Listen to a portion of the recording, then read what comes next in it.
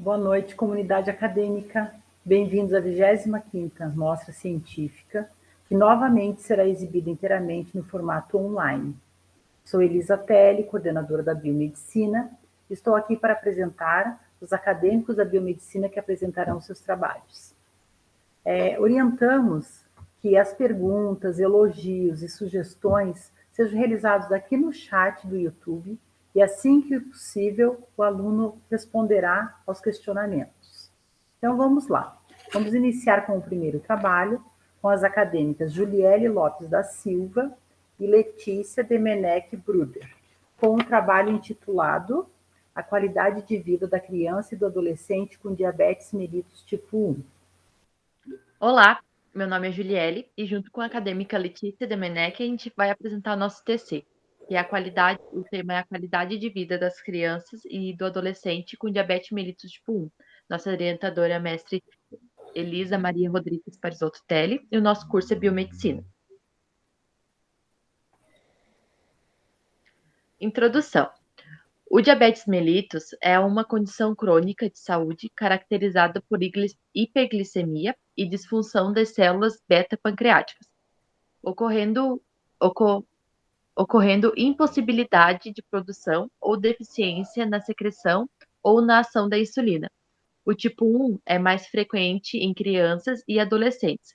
Ela caracteriza-se como autoimune, que por mecanismos ainda pouco esclarecidos, destrói as células beta-pancreática, resultando em pouca ou nenhuma produção de insulina. Os sinais e sintomas. Os sinais iniciais são cansaço fácil, muita sede, aumento de apetite, emagrecimento e urina aumentada. Após algum tempo, começam os sintomas mais avançados, que são náuseas, vômitos, dispneia e dor abdominal. A justificativa é que, por ser uma situação complexa para a criança e seus responsáveis, o aparecimento da diabetes mellitus tipo 1 em crianças torna-se um grande problema para seus pais ou responsáveis, pois a pouca idade dificulta o entendimento da seriedade do tratamento que a doença exige. A hipótese é que as crianças e adolescentes com DM1 têm comprometimentos fisiológicos e emocionais, pois convivem com situações estressantes ao longo do tratamento, sendo submetidos a limitações de atividades, adoção de dieta específica, afetando o convívio social e familiar. Os objetivos, então. O geral é verificar o impacto na qualidade de vida da criança e do adolescente após o diagnóstico do diabetes mellitus tipo 1. E os específicos é verificar as mudanças de hábito na vida da criança ou do adolescente, constatar o impacto que a doença causou na qualidade de vida dos familiares, averiguar quais os pontos positivos e negativos nessa mudança de rotina e como superaram esses desafios, e, por fim, escrever um artigo científico com os resultados e análises da pesquisa como parte das condições para a conclusão do curso de biomedicina.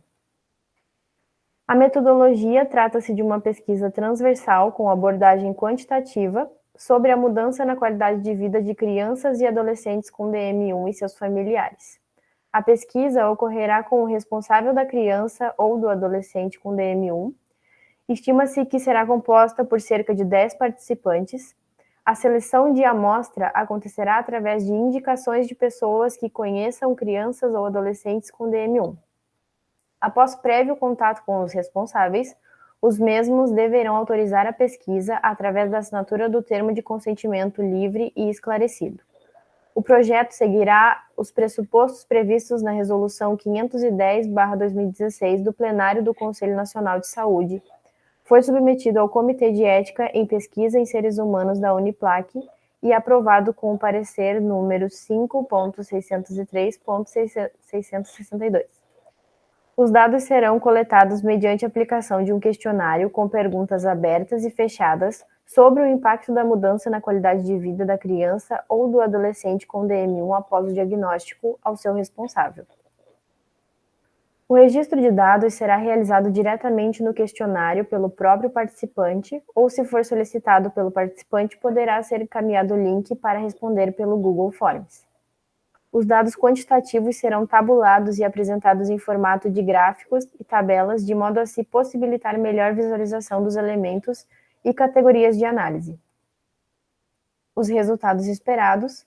É fundamental observar como as famílias conseguem se adaptar às mudanças impostas pelo DM1 e quanto isso afetou na qualidade de vida das crianças e adolescentes diagnosticadas com DM1.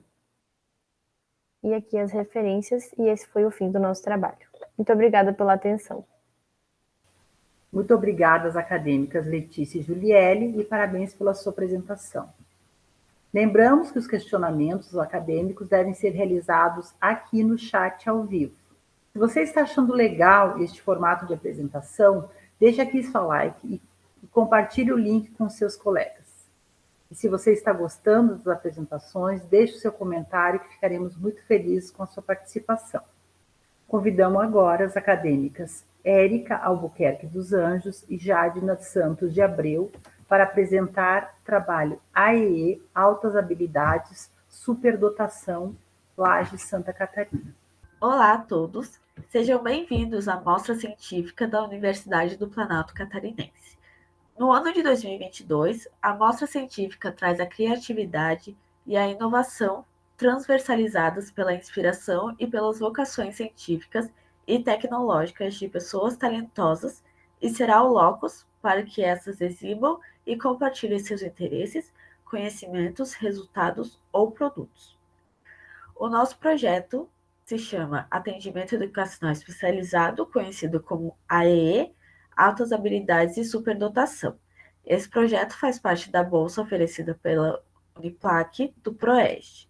Os acadêmicos que fazem parte desse projeto são Carolina da Fonseca Pereira, Eduarda Vargas Santos, Érica Albuquerque dos Anjos, Jadna Santos de Abreu, Jordan Ramos de Souza, Lara Cuco Duarte, Loren Preuvites e Natália Bertelli da Silva Pereira. As orientadoras do projeto são Mariléia Aparecida Wolf Tubes, Marli Coscodai Souza e Marta Calegari. Vale ressaltar que o programa PROESD do UNEDU de Santa Catarina, ele contempla as universidades comunitárias com bolsas aos estudantes. No caso, a nossa também é contemplada. E dentre o programa existem os projetos que são desenvolvidos pelos acadêmicos. Temos, no ano de 2022, 28 projetos sendo desenvolvidos em toda a comunidade da região aqui de Lages. E entre estes, nós temos da sala do AEE, que é o Atendimento Educacional Especializado para Altas Habilidades e Superdotação. O projeto ele será para observação de qual maneira está ocorrendo o trabalho na sala de AEE, que é Atendimento Educacional Especializado, junto aos estudantes com altas habilidades, favorecendo a produção de conhecimento com aprimoramento das potencialidades dos estudantes e as capacidades intelectuais com intervenções pedagógicas.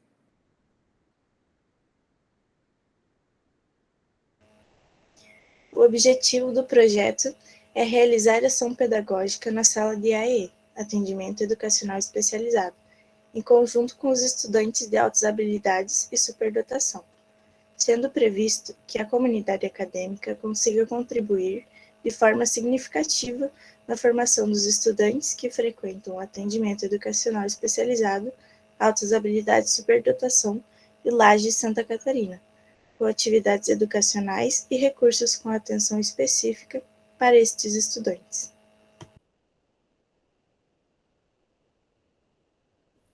Metodologia. Está sendo realizada com estudos, orientações, planejamento e acompanhamento semanal, ocorrendo de forma remota, síncrona pelo Google Meet, aos sábados, das 10 às 11 horas. As atividades propostas têm a perspectiva multidisciplinar e serão desenvolvidas pelos docentes e universitários dos cursos de graduação da Universidade do Planalto Catarinense e pelo Programa de Educação Superior para o Desenvolvimento Regional, promovido pela Secretaria de Educação do Estado de Santa Catarina. O grupo de universitários, juntamente com a coordenadora do projeto, professora Marileia Wolff e professora Marli Souza, discutem sobre o processo de educação, a proposta curricular do Estado de Santa Catarina de 1991, a diferenciação e exemplificação de alfabetização, numeralização e letramento, atividades lúdicas para trabalhar com o público-alvo e, por fim, compartilhamento de experiências com os demais grupos de projetos.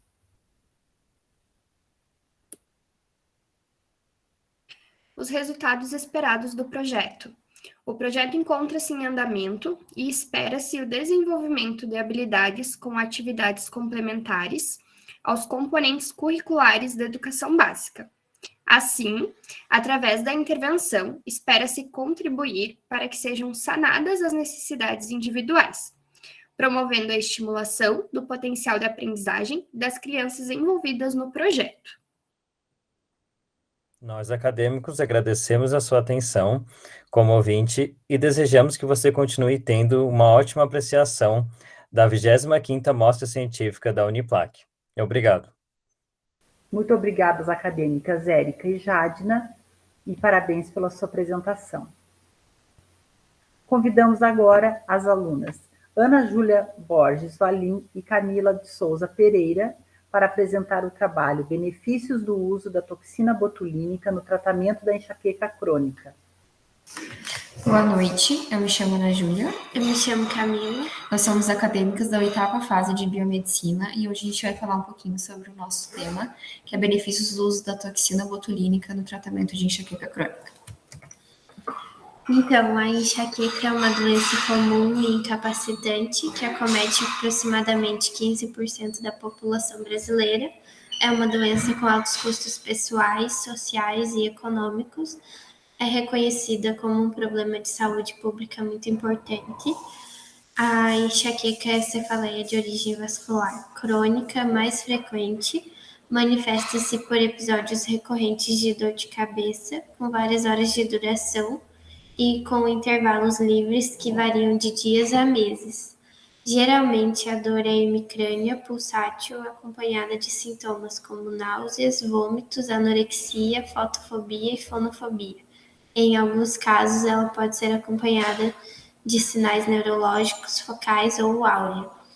Foi possível identificar alguns fatores que estão ligados à cronificação da enxaqueca por meio de estudos populacionais. A ansiedade, depressão, assim como distúrbios do sono, obesidade e sedentarismo estão associados ao maior risco de desenvolver enxaqueca crônica. Os sintomas podem ser persistentes, aparecendo diariamente ou pelo menos 4 horas. A intensidade da dor deve permanecer constante ao longo dos meses, e essas são algumas das características da enxaqueca crônica, que é uma cefaleia muito comum nos consultórios médicos. Bom, a toxina botulínica do tipo A, ela mostrou-se muito eficaz e segura em testes feitos nos últimos anos, e a toxina é injetada em mais de 30 pontos nas regiões capilar e escapular, conforme o protocolo PRE-MPT, em doses que variam entre 55 a 195 unidades por sessão. A cada 3 meses, o processo é repetido e acredita-se que o benefício nessa doença seja devido à restrição nos receptores inflamatórios, como, por exemplo, o CGRP, em neurônios sensíveis. O efeito da toxina botulínica dura, em média, de 3 a 4 meses, sendo considerado satisfatório. Apesar de pouco duradouro, é uma solução paliativa para quem sofre de enxaqueca crônica. A justificativa é que a enxaqueca é um problema que está presente no nosso dia a dia. A escolha do tema foi baseada no que enfrentamos com essa doença na nossa rotina e como ela afeta a nossa produtividade. e como a terapia com toxina botulínica pode ajudar no tratamento da cefaleia, beneficiando o tratamento e a qualidade de vida do paciente. Bom, a hipótese é que a toxina botulínica apresenta-se eficaz no tratamento de algumas enxaquecas crônicas. Os objetivos gerais serão identificar os benefícios da toxina botulínica para o tratamento de enxaqueca. Os objetivos específicos, nós iremos aplicar um questionário com perguntas simples estruturais para pessoas que sofrem de enxaqueca crônica e fazem o tratamento com a toxina botulínica. Nós iremos verificar os benefícios da toxina botulínica, iremos acompanhar esses pacientes durante o tratamento e analisar como se porta a toxina botulínica com o passar dos meses. E, por fim, iremos escrever um artigo científico com os resultados e análise da pesquisa como parte das condições para a conclusão do curso de biomedicina. A metodologia, ela trata-se de uma pesquisa transversal com abordagem quantitativa para verificar os benefícios encontrados no tratamento da enxaqueca crônica após o uso da toxina botulínica. A coleta de dados acontecerá através da aplicação de um questionário após a assinatura do termo de assinatura livre e esclarecido. Os dados serão tabulados e serão apresentados em formato de gráficos e tabelas, possibilitando melhor visualização dos elementos e categorias de análise. Um dos casos esperados é que espera-se verificar o efetivo benefício da toxina botulínica nas ocorrências de enxaqueca crônica. Muito obrigada pela atenção. Boa noite. Boa noite. Muito obrigada às acadêmicas Ana Júlia e Camila e parabéns pela sua participação. Lembramos que os questionamentos acadêmicos devem ser realizados aqui no chat ao vivo. Convidamos agora a acadêmica Maria Eduarda Umebara para apresentar o trabalho Fortalecendo Laços na Melhor Idade, Asilo Vicentino e Menino Deus, Lages, Santa Catarina. Boa noite, eu me chamo Maria Eduarda e com minhas colegas Carla, Franciele e Teodora iremos falar sobre o projeto Fortalecendo Laços na Melhor Idade, Asilo Vicentino e Menino Deus, de Lages, Santa Catarina, que tivemos a orientação dos professores da Mara e Sadi do curso ProESD. Agora eu irei apresentar os bolsistas ProESD, Asilo Lar Menino Deus de Lages, Santa Catarina. Alisson José Júnior, Bárbara Alice Santos Carvalho, Bruno Scopel de Oliveira, Bruno Bueno Matos, Camille Ataíde da Silva, Camille Ferreira de Oliveira, Caroline Paim da Silva, Cássio Augusto Siqueira, João Paulo Pereira Ramos, Caio Felipe Reichert Garcia, Laís Peron Della Justina, Leide Camila de Medeiros, Lucas Stefanes, Luiz Fernando da Cruz, Maria Eduardo Mebara, Marina Boeira Camargo, Natiele Coelho dos Santos, Sofia Carolina Torquato Piccoli, Teodora Bastos de Souza, com a orientadora Mara Shirley Rossi, curso ProESD. Boa noite, meu nome é Franciele e eu vou apresentar os bolsistas ProESD Asilo Vicentino de Lages, Santa Catarina.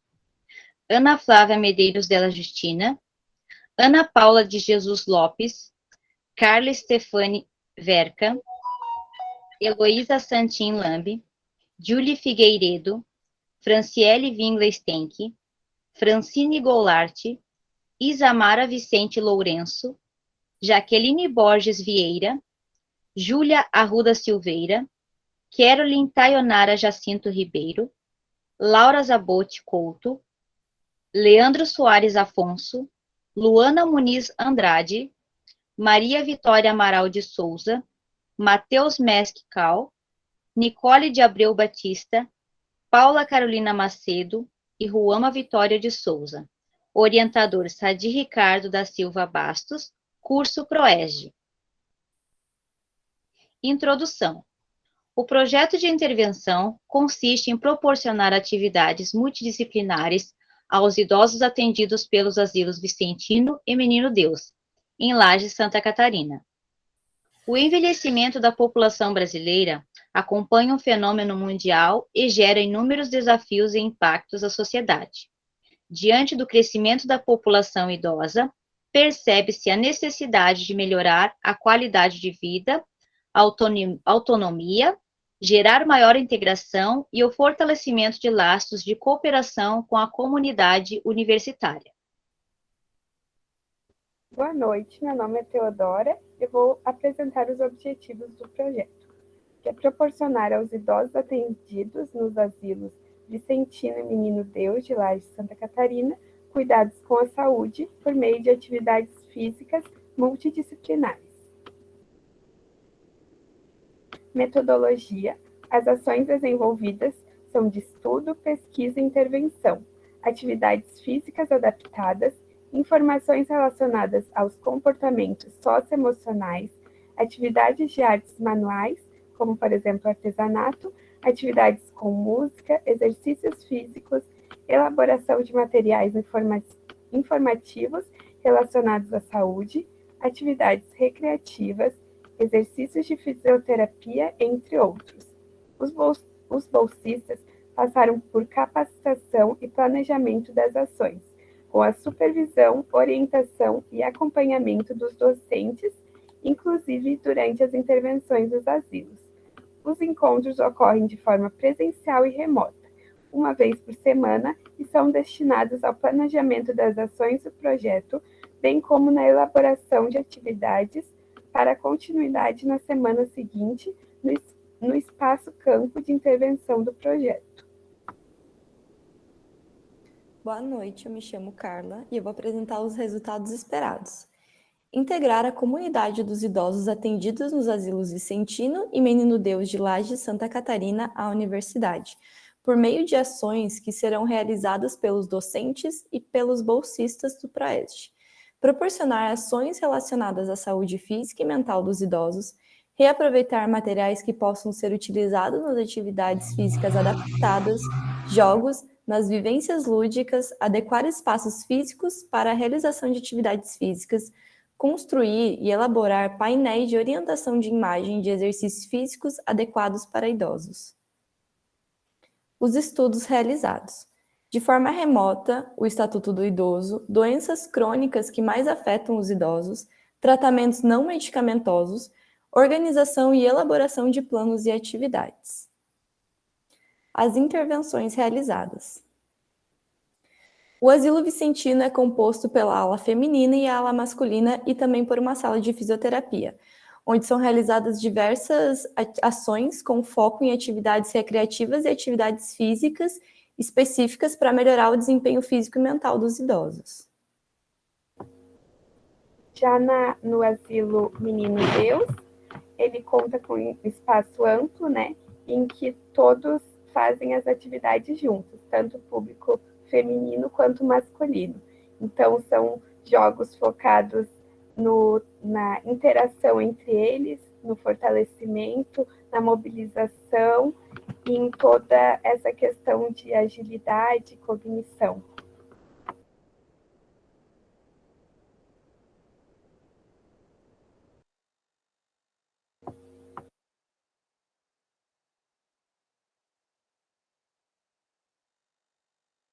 Muito obrigada à acadêmica Maria Eduarda e parabéns pela sua apresentação. Lembramos que os questionamentos acadêmicos devem ser realizados aqui no chat ao vivo. Se você está achando legal este formato de apresentação, deixe o seu like e compartilhe este link desta apresentação com os seus colegas. E se você está gostando das apresentações, deixe aqui seu comentário, que ficaremos muito felizes com a sua participação. Boa noite. Nós vamos apresentar o trabalho sobre o conhecimento de acadêmicos de uma universidade de Lages, Santa Catarina, sobre a sífilis. Meu nome é Amanda. E meu nome é Ana Beatriz. A sífilis é uma doença infecto-contagiosa, sistêmica de abrangência mundial e de evolução crônica, causada pela bactéria Treponema pallidum. É uma infecção sexualmente transmissível, uma IST, curável e exclusiva do ser humano, com transmissão sexual como principal via de transmissão.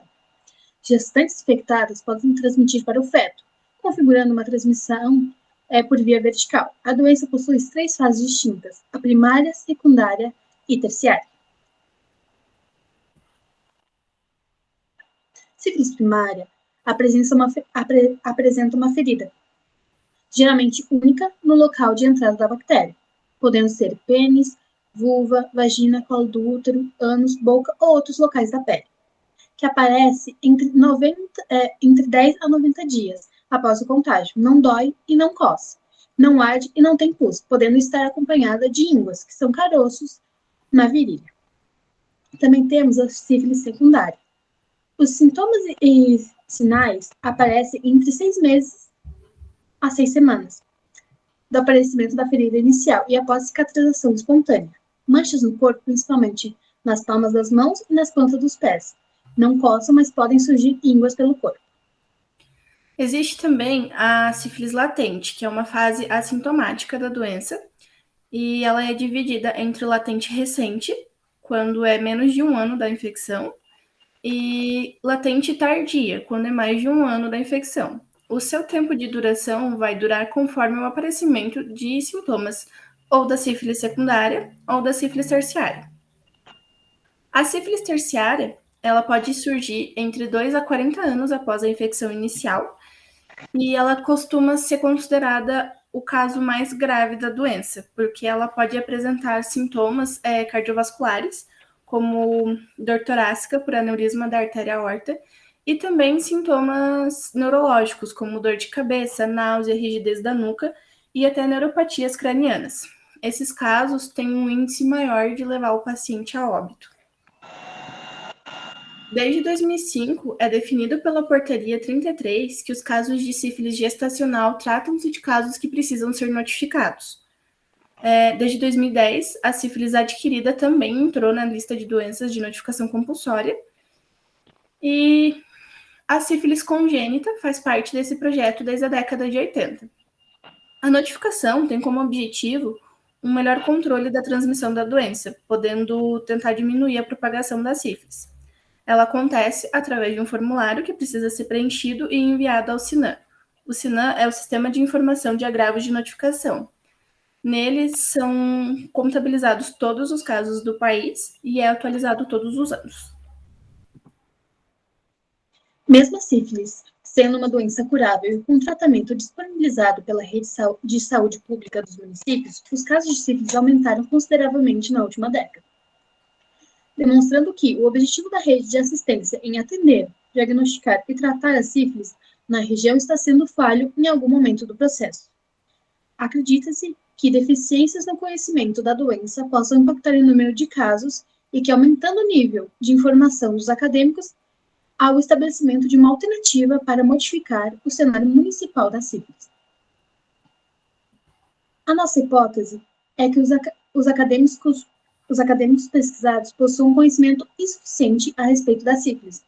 Isso pode implicar negativamente em novos casos da doença. Os nossos objetivos. O objetivo geral é avaliar o grau de conhecimento dos acadêmicos da Universidade do Planalto Catarinense referente à sífilis e a sua ocorrência no município de Lages. Os nossos objetivos específicos são avaliar o nível de interesse dos acadêmicos em relação à prevenção da infecção sexualmente transmissível, observar se o ambiente acadêmico fornece informações de saúde pública para os seus alunos e escrever um artigo científico com os resultados e análises da pesquisa como parte das condições para a conclusão do curso de biomedicina. A nossa metodologia. Trata-se de um estudo descritivo e transversal, com abordagem quantitativa realizada através de aplicação de questionário a acadêmicos de uma universidade da cidade de Lages, Santa Catarina. A amostra será do tipo aleatória simples. Estima-se que será composta por cerca de 50 participantes, acadêmicos de ambos os sexos, acima de 18 anos, que serão convidados a participarem e após assinarem o termo de consentimento livre e esclarecido, receberão um questionário para responderem. O projeto foi encaminhado ao Comitê de Ética em Pesquisa e aprovado com um parecer 5.596.281. O instrumento de pesquisa trata-se de um questionário com 13 perguntas fechadas de múltipla escolha. Após a coleta, os dados tabulados e apresentados de gráfico e tabela, de modo a se possibilitar melhor visualização dos resultados. Os nossos resultados esperados são que, após a coleta e análise dos dados, a gente possa detectar o nível de conhecimento dos acadêmicos sobre sífilis, e, se esse nível for parcial, isso pode representar o conhecimento da maioria da população da cidade, o que justifica o motivo do crescente número de casos no município. É fundamental que essa fatia da população, em sua maioria jovens, tenha conhecimento sobre a doença para transmitir aos seus familiares e amigos, auxiliando na prevenção e no controle da patologia. Aqui estão as referências utilizadas e gostaríamos de agradecer a atenção de todos. Convidamos agora as acadêmicas Amanda Delfes dos Santos e Amanda Arendt de Souza para apresentar pesquisa de Streptococcus agalacti em gestantes atendidas em laboratório de médio porte em Lages, Santa Catarina. Boa noite, nós somos alunas da 8ª fase de Biomedicina e nosso projeto consiste na pesquisa de Streptococcus agalacti em gestantes atendidas em laboratório de médio porte em Lages, Santa Catarina. Basicamente, esse estudo ele visa a identificação e a classificação dessa bactéria em amostras biológicas de gestantes com o intuito de relatar um percentual positivo de casos positivos e casos negativos, dando ênfase, então, nos métodos de classificação, nos meios de tratamentos mais adequados e na importância desse exame durante a gestação. Isso porque se trata de um assunto clínico e epidemiológico, devido às altas taxas de contaminação de neonatos após o parto, gerando quadros graves como meningite, pneumonia ou até septicemia. O Streptococcus agalacti são bactérias, então, cocos gram-positivas, que fazem parte do grupo sorológico B de Lancefield, caracterizado, então, por serem imóveis, catalase negativa, anaeróbicos facultativos, não esporulados e beta-hemolíticos, por produzirem hemólise total no agar-sangue. Aqui, então, está uma imagem de como é encontrado. Ele é em cadeia, os cocos. Fazem parte, então, da microbiota do trato gastrointestinal, trato urinário e genital feminino, de maneira crônica ou intermitente. Sua importância, então, médica está relacionada à contaminação de gestantes infectadas, que podem vir a contaminar o feto no momento do parto, gerando quadros clínicos graves, como uma meningite, uma pneumonia e uma sepse. Isso ocorre, então, devido à falta de anticorpos para combater a infecção, que vai facilitar, então, a entrada e a disseminação da bactéria pela mucosa. Além, então, desses quadros em neonatos, a contaminação por Streptococcus agalacti pode dificultar a evolução da gestação e pode gerar, então, endometrite pós-parto, que é uma infecção no útero, partos prematuros, recém-nascidos com baixo peso e, em casos extremos, ocasionando abortos. Existem, então, duas formas de se evidenciar a contaminação, que é ela tardia ou a precoce. A precoce ela vai aparecer 24 horas após o parto até o 7º dia, e ela comete de forma rápida a via respiratória, provocando, então, uma apneia, pneumonia ou, em casos mais graves, uma meningite. É necessário, então, que o tratamento seja imediato para que não afete a corrente sanguínea e não gere uma sepse. Porém, também tem a tardia, que ela aparece depois do 7º dia. Essa contaminação ela pode não ser pelo parto, e sim pelo ambiente hospitalar, que é de um aspecto infectante, e pode gerar, então, uma meningite que pode obter sequelas neurológicas.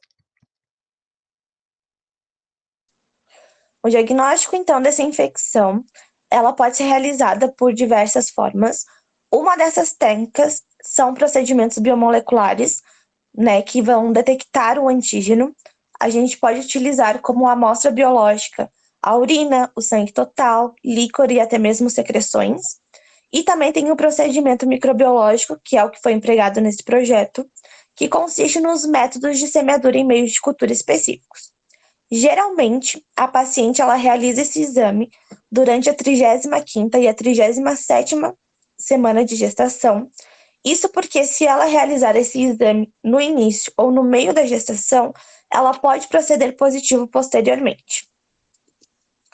O método de coleta, então, para pesquisa é um método simples, onde o profissional capacitado ele não vai utilizar o espéculo, né, que geralmente é utilizado nas secreções, justamente para que não haja nenhum problema tanto com a criança, né, tanto quanto o neonato, e nem com a paciente. Então, é uma coleta super simples. Ele vai utilizar um suave, vai introduzir o suave no introito vaginal e vai fazer movimentos circulatórios na parede vaginal, coletando, então, aquela secreção ali presente.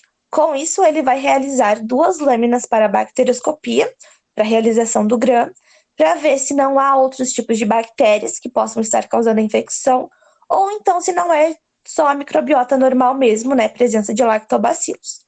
Logo após, esse material ele é semeado nos meios de cultura adequados. A secreção anal, basicamente a coleta é igual. O coletador vai inserir um suave no esfíncter anal, fazer movimentos circulatórios, retirar o material, fazer as bacterioscopias, lâminas para bacterioscopia, e logo após, então, ele vai realizar a semeadura nos meios. Se essa coleta não estiver sendo feita no laboratório matriz, e sim em um posto de coleta, onde esse material chegará só depois para ser semeado, a gente utiliza um meio de transporte Stuart, que é um meio específico para conservar essa amostra. Em relação, então, às técnicas de semeio, a gente pode estar utilizando numa rotina laboratorial meios mais específicos para a identificação desta própria bactéria, que é o Streptococcus agalacti. Nesse procedimento, a gente utilizou o caldo seletivo TOD, que é um caldo, é um agar líquido, né? E ele vai nos dar uma resposta se aquela amostra é positiva ou negativa através da turvação deste meio. Então, ele contém na sua composição antimicrobianos que vão inibir o crescimento de outros tipos de bactérias, facilitando, então, o crescimento só do Streptococcus agalacti.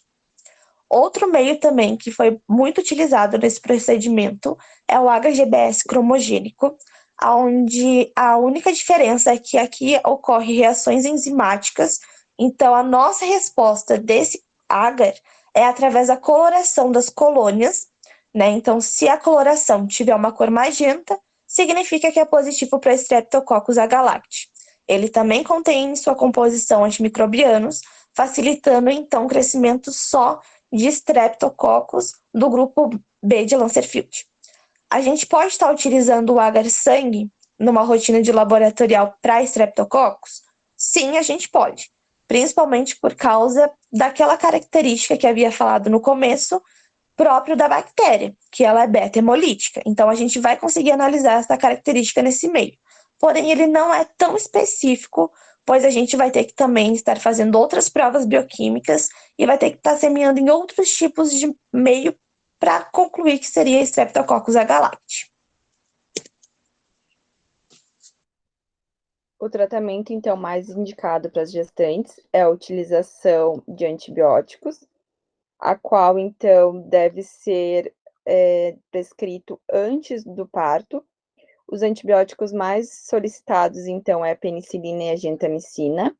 Em casos de gestante possuir uma resistência bacteriana ou ter um processo alérgico, é indicado, então, a utilização da clindamicina e da eritromicina. E, em último caso, então, a vancomicina. Concluindo, então, que a identificação precoce deste micro-organismo e a realização correta do tratamento é de extrema importância para a avaliação gestacional, garantindo, então, que ocorra uma gravidez segura, sem riscos eminentes à mãe e ao recém-nascido, evitando, então, quadros graves que possam contribuir para o aumento de morbilidade gestacional e o risco do recém-nascido obter uma meningite bacteriana.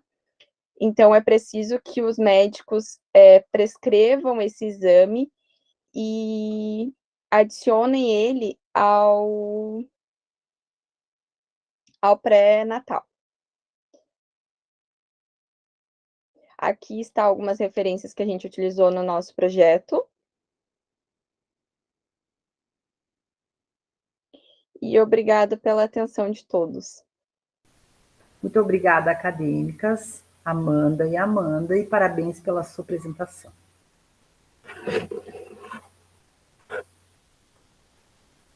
Convidamos agora a acadêmica Ana Beatriz Pessoa para apresentar o seu trabalho, Projeto de Intervenção UniEdu, Implementação de Fitoterápicos. Projeto de Intervenção UniEdu, Implementação de Fitoterápicos no município de Bocaina do Sul, painel Rio Rufino Europema, né?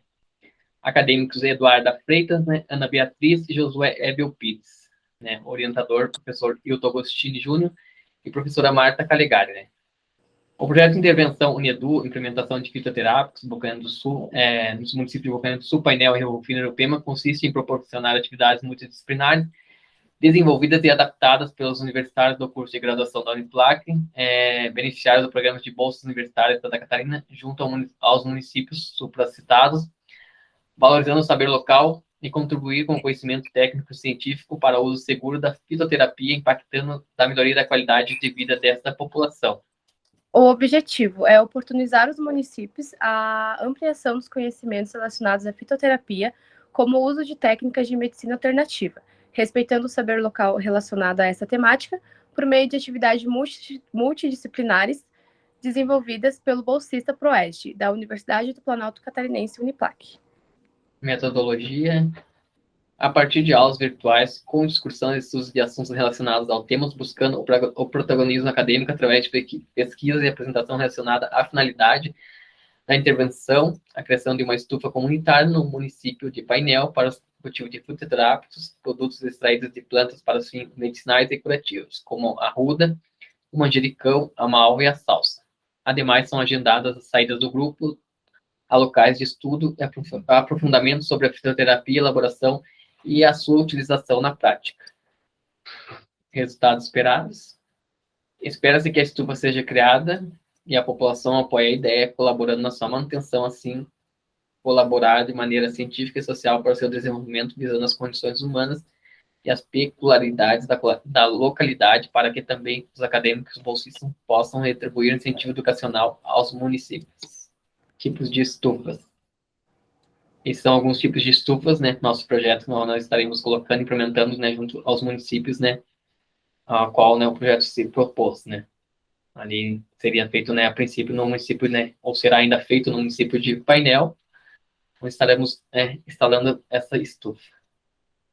É isso aí, pessoal. Parabéns à acadêmica Ana Beatriz pela apresentação do seu trabalho. Aproveito para parabenizar todos os acadêmicos do grupo de trabalho da biomedicina e também parabenizo toda a equipe organizadora da 25ª Mostra Científica da nossa Uniplac. Essa live fica disponível no YouTube dentro dos canais de comunicação da Uniplac. Sendo assim, agradecemos a sua participação e audiência e até a próxima. Muito obrigada.